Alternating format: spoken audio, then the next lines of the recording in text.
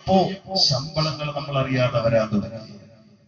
നബിത്തങ്ങൾ വ്യക്തമാക്കി പറഞ്ഞു, പ്രിയപ്പെട്ടവരെ, ഉഹദിന്റെ രണാങ്കണത്തിൽ പിടഞ്ഞു വീണ സ്വഹാബത്തുൽ കിറാം റളിയല്ലാഹു അൻഹുവിനെ സംബന്ധിച്ചുള്ള നബിത്തങ്ങളുടെ വിടവാങ്ങൽ പ്രഭാഷണം, നബിത്തങ്ങളുടെ സ്മരണ പ്രഭാഷണം. ഉഹദിന്റെ രണാങ്കണത്തിൽ ശരീരത്തിന്റെ മാംസഭാഗങ്ങൾ പോലും അന്തരീക്ഷത്തിലേക്ക് കൽച്ചീലുകളെ പോലെ വലിച്ചെറിഞ്ഞുകൊണ്ട് ഇസ്ലാമിന്റെ ആജന്മ ശത്രുക്കളാകുന്ന സിയോണിസത്തിന്റെയും ഫാഷിസത്തിന്റെയും ശക്തികളുടെ അനിയന്ത്രിതമായ പ്രവർത്തനത്തിന്റെ ഫലമായി ഗാസയുടെ ചരിത്ര പ്രസിദ്ധമായ ഖുദ്സിന്റെ മക്കളുടെ മുകളിലേക്ക് ബോംബർ വിമാനങ്ങൾ മഴവർഷിക്കുമ്പോൾ ബോംബുകളിട്ട് തകർത്ത് കളഞ്ഞപ്പോ നമ്മുടെ കുഞ്ഞമക്കളും നമ്മുടെ തൊട്ടിൽ കുട്ടികളടക്കം നിഷ്കരുണം കൊല ചെയ്യപ്പെടുമ്പോ അതിനെതിരെ പ്രതികരിക്കേണ്ടത് ധർമ്മമാണെന്ന് തിരിച്ചറിഞ്ഞ ഹമാസിന്റെ മക്കൾ കൽച്ചലുകൾ കൊണ്ട് അന്തരീക്ഷത്തിലേക്ക് വലിച്ചെറിഞ്ഞുകൊണ്ട് തക്ബീർ മുടക്കിക്കൊണ്ട് ധർമ്മസമരം നടത്തുമ്പോ ഇതേപോലെ ചരിത്ര പ്രസിദ്ധമായ ഉഹദിന്റെ രണാങ്കണത്തിൽ വിശുദ്ധ ദീനുൽ ഇസ്ലാമിന്റെ സംസ്ഥാപനത്തിന് വേണ്ടി അടരാടിയ പരിശുദ്ധരായ സ്വഹാബത്തുൽ കിറാം റളിയല്ലാഹു തആല അൻഹും അവരുടെ നട്ടലിന്റെ വീര്യം, അവരുടെ ശരീരത്തിന്റെ മാംസഭാഗങ്ങൾ, അവരുടെ കബന്ധങ്ങളടക്കം അല്ലാഹുവിന്റെ വിശുദ്ധ ദീനുൽ ഇസ്ലാമിന് വേണ്ടി കൽച്ചീലുകളെ പോലെ അന്തരീക്ഷത്തിലേക്ക് വലിച്ചെറിഞ്ഞുകൊണ്ട് സ്വന്തം ഭാര്യമാരെ വിധവകളാക്കി,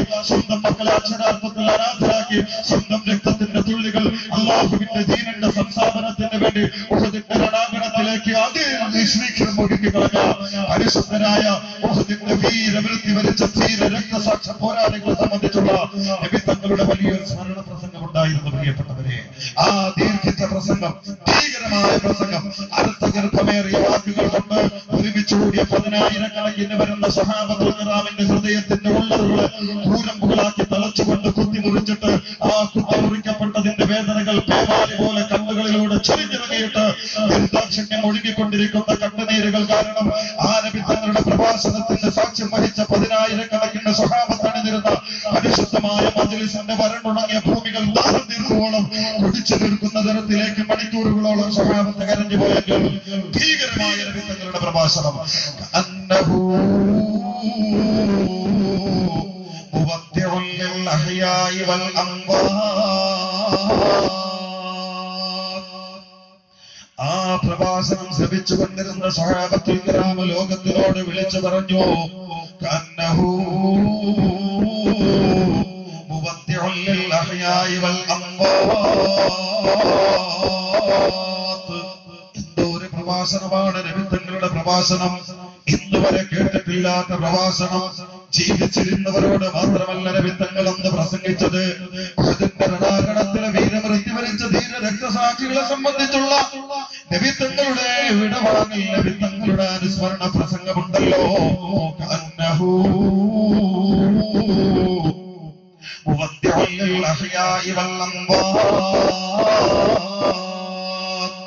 ജീവിച്ചിരിക്കുന്നവരോട് മാത്രമല്ല, മരിച്ചുപോയ കബറിന്റെ ഉള്ളറകളിൽ വിശ്രമത്തിന്റെ സങ്കേതങ്ങൾ ഒരുക്കപ്പെട്ടു പോയ ആത്മാക്കളോട് പോലുമുള്ള നബി തങ്ങളുടെ വിടവാങ്ങൽ പ്രസംഗമാണോ എന്ന് തോന്നിപ്പിക്കുന്ന തരത്തിലുള്ള നബി തങ്ങളുടെ ഭീകരമായ പ്രസംഗം, അർത്ഥഗർഭമേറിയ ആശയങ്ങൾ കൊണ്ട് സ്വഹാബത്തുൽ കിറാമിനെ മുഴുവനും കണ്ണീരിലാട്ടിയ നബി തങ്ങളുടെ പ്രഭാഷണം.